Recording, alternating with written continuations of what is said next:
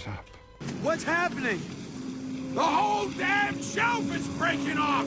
That's what's happening!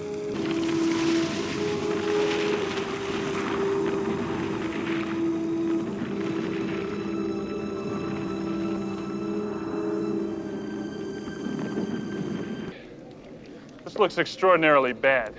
I don't like to be the one to break bad news, people, but How can I put this? Doomsday is coming. Not in the standing in a road while wearing a sandwich board kind of way, but in the massively impactful and irreversible consequence of climate change kind of way.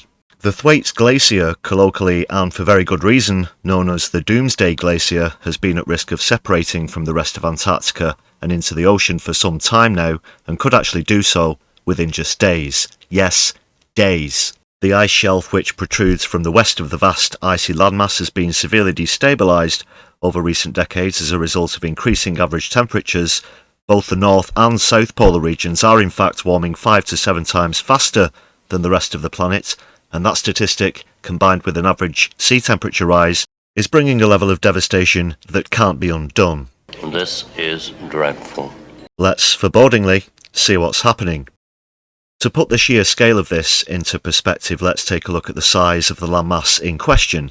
For any Americans watching, the glacier is roughly the same size as Florida, and if you're watching in Britain, it's roughly the same size as, Britain.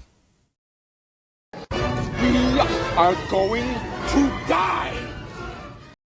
It might not surprise you to find out that instantly releasing this amount of cubic material into the Antarctic Ocean will have an immediate and permanent effect on the planet's sea levels. The first time I was personally made aware of the devastating consequences of this was whilst co-hosting a talk for Just Stop Oil, which featured one of the world's leading climate scientists and Professor Emeritus at UCL, Bill Maguire. Antarctica is where most of the fresh water that's locked up in ice resides. If it all melted, we'd have a 58-metre sea level rise. I, as well as everyone else in the packed-out hall, were both stunned and terrified to find out that this event alone will instantly raise sea levels across the planet by about 65 centimetres. The Thwaites Glacier, sometimes known as the Doomsday Glacier, on its own would raise sea level by 65 centimetres. That might not sound very alarming, however, the Thwaites Glacier's absence will allow more and increasingly warm water to melt even larger areas of the West Antarctic ice sheets, triggering an unstoppable runaway effect. And if I've not been illustrating a sense of urgency so far in the video, perhaps this stat will make things a lot clearer. At the current rate of temperature rise, we'll see a complete loss of ice at both poles of the planet during summer by 2035, and a permanent loss of ice by the 2060s. Low-lying cities such as Miami, New York and London would be almost completely flooded, and even entire countries like Bangladesh as well. Many of the small islands we have today will literally disappear into the ocean forever. The leaders of such nations have pleaded for financial assistance at recent COP meetings, but found themselves being offered less than half of what they need to survive. The overall impact will mean that over 1 billion people will be displaced or killed by this event alone. With no ice in the extreme north and south of the planet to regulate air and water currents, the amount of extreme weather events will also increase exponentially. There's a link at the top of the screen and in the description of this video for Bill's website. His latest book releases The Fate of the World and Hothouse Earth, an Inhabitant's Guide spell out the fate of the Doomsday Glacier, plus a whole bunch of other factors contributing to the climate crisis. As terrifying as they are to read, I can't recommend them enough to anyone who wants the hard facts about what we face in the decades to come, and how human-caused temperature rise led us here in the first place.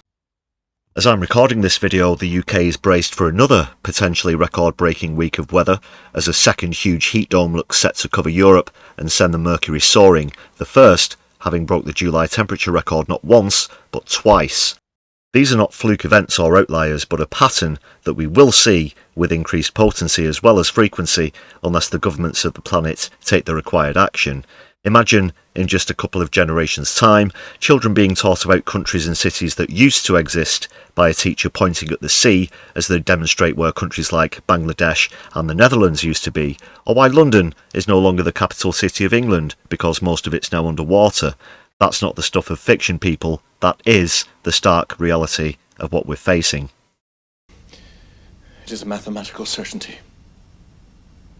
That is, if there are any schools to pass on such information in a couple of generations' time, owing to the mass displacement I just mentioned, as well as a global food and water shortage, experts like Bill also foresee a worldwide societal breakdown as early as 2040. What? You gotta be f***ing kidding. I really wish I was. What are your thoughts on the Doomsday Glacier event and the broader effects of the climate crisis? Let us know in the comments below. As always, your feedback's very welcome. Thanks a lot for watching to the end of the video. If you'd like to help the channel out a bit more, then please check out some of our other content and hit various supportive buttons such as like and subscribe. Super thanks are also open, and there's a link to our Buy Me a Coffee page in the description of this video. If you want to go a step further, then hit the join button, and for only 99p you can enjoy exclusive perks like members only videos and early viewings, plus lots more, and you get to join the list of awesome people that you can see on your screen right now. As always, your contributions are much appreciated. Thanks again people, my left eye will be seeing you soon.